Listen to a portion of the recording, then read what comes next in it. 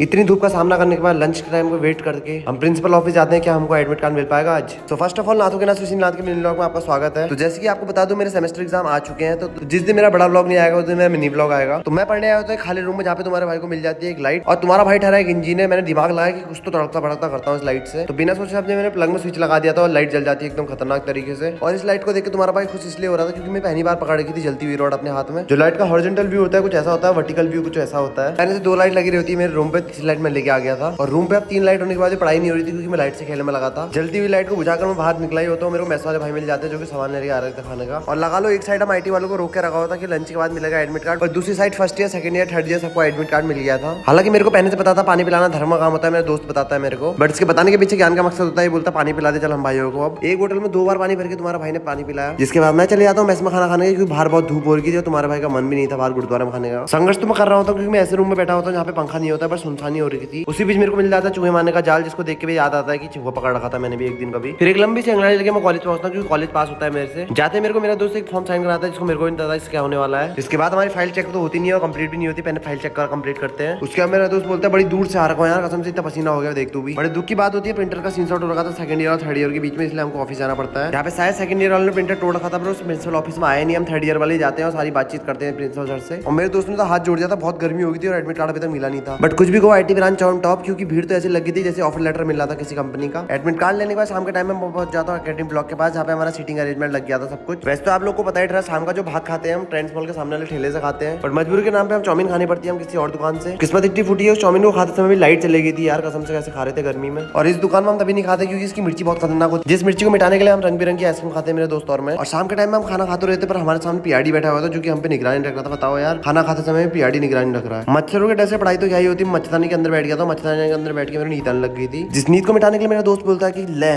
खून का पानी पी, और एक खून का पानी और कुछ नहीं शरबत होता है जिसको मैं शेयरिंग करके अपने दोस्त को भी देता हूँ।